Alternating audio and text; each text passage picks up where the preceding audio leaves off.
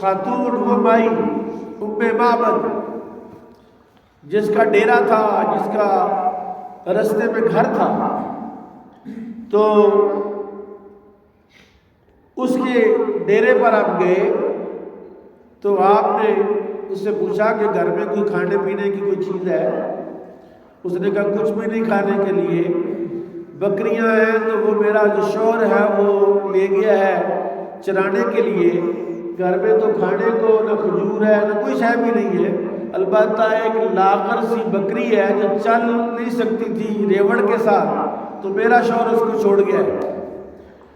تو حضرت ابوبکر صدیق نے بارگاہ رسالت میں کیا، سنا ایک مریل سی بکری ہے، تو آپ نے فرمایا اس سے پوچھو کہ اگر ہم اس بکری کا دودھ نکال کے پی لیں تمہیں کوئی اعتراض تو نہیں؟ اس نے کہا وہ دودھ تو دے ہی نہیں سکتی، وہ تو ہڈیاں اس کی جو ہیں وہ باہر آ گئی ہیں، اس کی تو گوشت ختم ہو گیا، چمڑی چمڑی رہ گئی ہڈیوں پر، وہ دودھ کہاں سے دے گی؟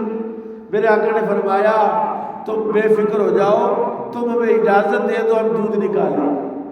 چنانچہ حضرت صدیق اکبر تھے جو اس بکری کو پکڑ کے رسول اللہ کی خدمت میں لایا۔ میرے آقا نے بکری کی کمر پر ایسے ہاتھ پھیرا اور بکری کے تھنوں کو پکڑ کے ایسے اس کو ملا، جیسے جیسے حضور ملتے گئے بکری میں دودھ آتا گیا اور اس کے تھن جو ہیں وہ دودھ سے بھر گئے۔ میرے آقا نے خود دودھ نکالا اور اس مائی سے کہا برتن دو، ایک برتن بھر گیا، کہا دوسرا برتن دو، دوسرا بھر گیا، کہا ایک اور برتن دو، تیسرا بھر گیا، گھر کے سارے برتن دودھ سے بھر گئے اور ابھی بھی بکری کے تھنوں میں دودھ باقی تھا۔ اور بابت یہ منظر دیکھ کر حیران تھی، پریشان تھی کہ ہو کیا رہا ہے، جو بکری چل نہیں سکتی، جو مریل ہے، جس کا دودھ تو دور کی بات ہے، اس کی زندگی مشکل ہے، تو اس میں سے اتنا دودھ کیسے نکل آیا؟ اس نے جان لیا کہ یہ نبی آخر الزمان ہے، اور یہ نظارے تو صدیق اکبر نے کیے، ان کے ایمان کی حالت اور کیفیت کیا ہوگی؟ یہی وجہ ہے کہ جناب صدیق اکبر کے ایمان کے بارے میں میرے آقا نے فرمایا کہ اگر صدیق اکبر کے ایمان کو لو روزینہ ایمان ابی بکر با ایمان امتی، اگر ابو بکر کا ایمان میری ساری امت کے ایمان کے ساتھ وزن کیا جائے، تولا جائے، تو لرجہ ایمان ابی بکر، ابو بکر کا ایمان بڑھ جائے گا۔ ایک بندے کا ایمان، یعنی ایک طرف جو ہے وہ ابھی اس وقت جو مسلمانوں کی تعداد ہے وہ ہے 2.25 ارب، 1 ارب 75 کروڑ مسلمان اس وقت دنیا میں ہیں، 2.25 ارب مسلمان ہیں اس وقت دنیا میں، اور کتنے فوت ہو گئے، کتنے پیدا ہوں گے، ان میں کتنے غوث ہیں، کتنے ابدال ہیں، کتنے صوفی ہیں، کتنے عالم ہیں، کتنے مجتہد ہیں، کتنے فقیہ ہیں، اور کتنے غوث ہیں، کتب ہیں، ابدال ہیں، عالم ہیں، مومن ہیں۔ میرے آقا نے فرمایا اگر ایمان ابو بکر کو میری ساری امت کے ایمان کے ساتھ تولا جائے، وزن کیا جائے، تو میرے ابو بکر کا ایمان میری ساری امت سے بڑھ جائے گا۔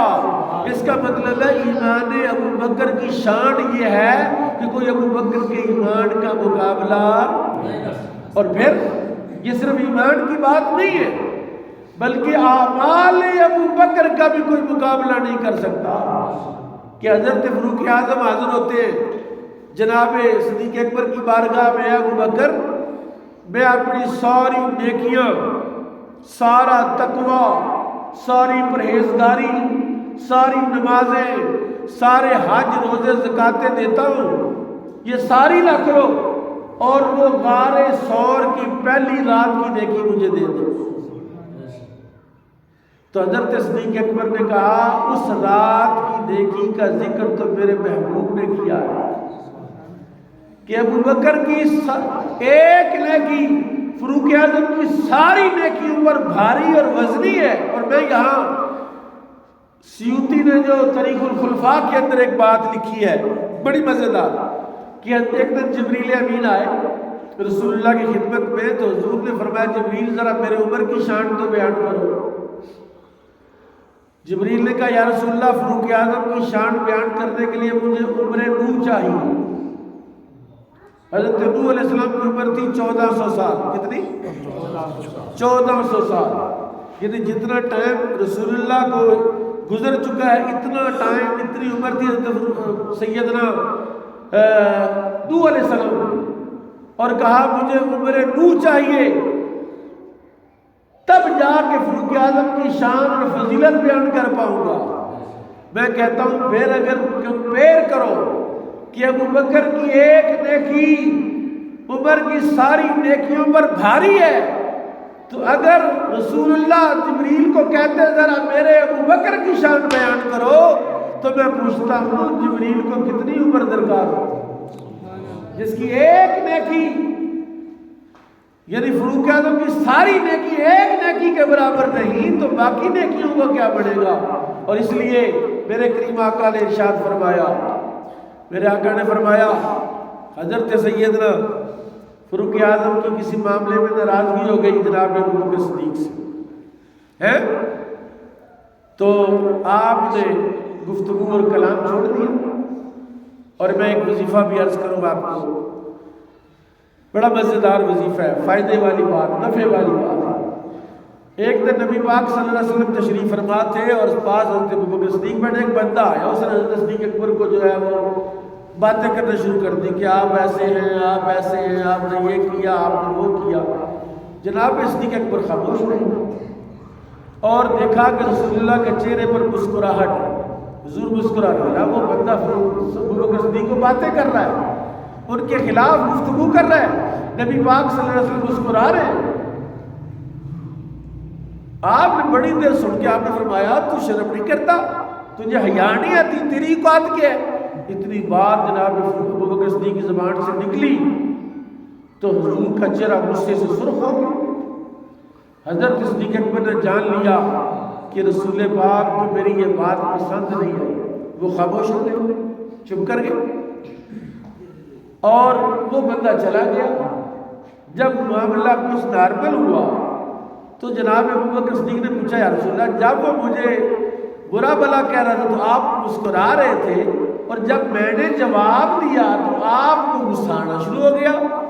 فرمایا ابو بکر جب تو خاموش تھا اللہ نے تیرے سر کے پاس ایک فرشتہ مقرر کیا ہوا تھا اور جو اس کی ہر بات کا جواب دے رہا تھا، اس کی ہر بات کو رد کر رہا تھا. اور یہ منظر دیکھ کے میں خوش ہو رہا تھا کہ میرا ابو بکر تو خاموش ہے اور اس کی طرف سے جواب دینے کے لیے اللہ نے فرشتہ مقرر کر رکھا ہے اور اب تو بولا تو فرشتہ چلا گیا. اور میرے آقا اس کے بعد ساری امت کے لیے یہ ایک وظیفہ ارشاد فرمایا کہ اگر کوئی تیرے بارے میں باتیں کرتا تو جب تک جواب نہیں دیتا اللہ فرشتہ مقرر کرتا اس کو جواب دینے کے لیے. فرشتہ جواب دیتا ہے. اس لیے جس کا نمائندہ اور جس کا سپوکس پرسن اور جس کی طرف سے جو ہے وہ جواب دینے والا فرشتہ ہو اسے کیوں اپنی زبان گندی کرنی ہے، اسے کیوں جواب دے کے جو ہے اپنا وقت کھوٹا کرنا ہے. حضرت سیدنا صدیق اکبر رضی اللہ تعالیٰ عنہ سے ناراضگی ہو گئی حضرت فاروق اعظم کی. 2 دن گزر گئے، جناب فاروق اعظم نے رسول اللہ کی بارگاہ میں شکایت کی کہ یا رسول اللہ ابو بکر میرے ساتھ بولتے نہیں. حضور نے پوچھا کیا ہوا تھا؟ یا رسول اللہ یہ بات ہوئی، وہ بات ہوئی، میں نے ایسے کہا ویسے کہا، مجھ سے کچھ سختی ہو گئی تو یہ اس وقت سے ناراض ہے، میرے ساتھ کلام نہیں کرتے. یہ بات کہنی تھی تو جناب رسول اللہ کا چہرہ غصے سے سرخ ہو گیا، اب سخت ناراض ہوئے. آپ نے فرمایا عمر جانتے نہیں تو کون ہے یہ ابو بکر؟ یہ ابو بکر وہ ہے کہ جب میں نے کہا لوگوں میں اللہ کا نبی ہوں تم نے انکار کیا. ابو بکر نے کہا یا رسول اللہ آمنت و صدقت، میں ایمان لاتا ہوں اور تصدیق کرتا ہوں آپ اللہ کے نبی ہیں. ابو بکر وہ ہے کہ میں تمہارے دروازے پر آیا، تم لوگوں نے اپنے دروازے بند کیے، ابو بکر کے دروازے پر گیا، اس نے اپنا دروازہ میرے لیے کھول دیا. فرمایا خبردار ابو بکر کے بارے میں اگر کسی نے کوئی کلام کیا، اگر ابو بکر کے بارے میں حضرت ابو ذر غفاری نے کیا کیا؟ اب 2 4 10 لوگ جو چل رہے ہیں تو کوئی بندہ 2 قدم 4 قدم آگے چلا گیا تو پھر کیا ہوا ہے؟ چل جو رہے ہیں، پیدل جو جا رہے ہیں، دیکھا کہ حضرت ابو بکر صدیق حضرت ابو ذر غفاری ایک دو قدم آگے چلے گئے۔ میرے آقا نے کہا ابو ذر کیا کر رہا ہے، کیا کر رہا ہے یا رسول اللہ؟ کیا فرمایا اوے ابو بکر سے آگے چل رہا، پیچھے ہو۔ اللہ تعالیٰ نے اس روح زمین پر جن لوگوں پر سورج طلوع ہوتا ہے اور غروب ہوتا ہے، ان میں ابو بکر سے افضل کوئی بنایا ہی نہیں، لہذا میں تمہیں اجازت نہیں دیتا کہ تم میرے ابو بکر سے آگے آگے چلو، پیچھے ہو جاؤ اور میرا ابو بکر ہو۔ بڑی مشہور بات ہے، وہ جو امامت کا تذکرہ کیا رسول اللہ نے، مروا ابا بکر فلیصلی بالناس، ابو بکر کو حکم دو لوگوں کو نماز پڑھائیں، ابو بکر کو حکم دو لوگوں کو نماز پڑھائیں۔ تو ابا جی نے کہا نہیں، کسی اور کو کہہ دیتے۔ اشعثی نے کہا میرے ابا جی کا دل بڑا کمزور ہے، آپ کسی اور سے کہیں نماز پڑھائیں۔ ایک دفعہ، دو دفعہ، تین، چار مرتبہ حضرت اشعثی کا انکار کیا کہ آپ کسی اور سے کہیں کہ وہ نماز پڑھائے۔ میں قربان جاؤں، رسول اللہ نے ایسا جملہ فرمایا یا باللہ ورسولہ والمؤمنون، عائشہ تو کہتی ہے ابو بکر کے علاوہ کسی اور سے کوئی نماز پڑھائیں، اللہ نہیں مانتا۔ یا باللہ ورسولہ، اللہ انکار کرتا ہے، اس کا رسول انکار کرتا ہے، اور سارے مومن انکار کرتے ہیں کہ ابو بکر کی موجودگی میں مصلی پر کوئی اور کھڑا ہو۔ یہ ابو بکر ہے۔ اللہ تعالیٰ ابو بکر کی اور عظمت اور شان اللہ بڑھائے اور ہمیں دفاع ابو بکر کی توفیق دے۔ آج کل بڑی گرم اور سرد ہوائیں چل رہی ہیں اور عجیب و غریب جو ہے وہ ایک ماحول پیدا کیا جا رہا ہے کہ ابو بکر سے فلانا افضل ہے، فلانا افضل ہے۔ ہمارے اسلاف نے لکھا ہے، یہ نوٹ کر لو بات، کہ جزوی فضیلت کسی بندے کی ہو سکتی ہے ابو بکر پر۔ کوئی ایک معاملے میں فضیلت ہوگی، کوئی دو معاملوں میں فضیلت ہوگی، کوئی تین معاملوں میں فضیلت ہوگی، کسی کی چار معاملوں میں فضیلت ہوگی، اور من کل الوجوہ، ہر اعتبار سے اگر کسی بندے کی انبیاء کے بعد سارے انسانوں پر فضیلت ہے تو وہ ابو بکر ہے۔ اتنی فضیلتیں اللہ نے کسی کو نہیں عطا فرمائی جتنی ابو بکر کو عطا فرمائی ہے۔ اس لیے ہمارا اہل سنت کا عقیدہ ہے افضل الخلق بعد الانبیاء ابو بکر الصدیق، افضل البشر بعد الانبیاء ابو بکر الصدیق، یہ ہمارا عقیدہ ہے۔ اللہ اس عقیدے پر ہمیں زندگی نصیب فرمائے، اس عقیدے پر موت نصیب فرمائے۔ وما علیہ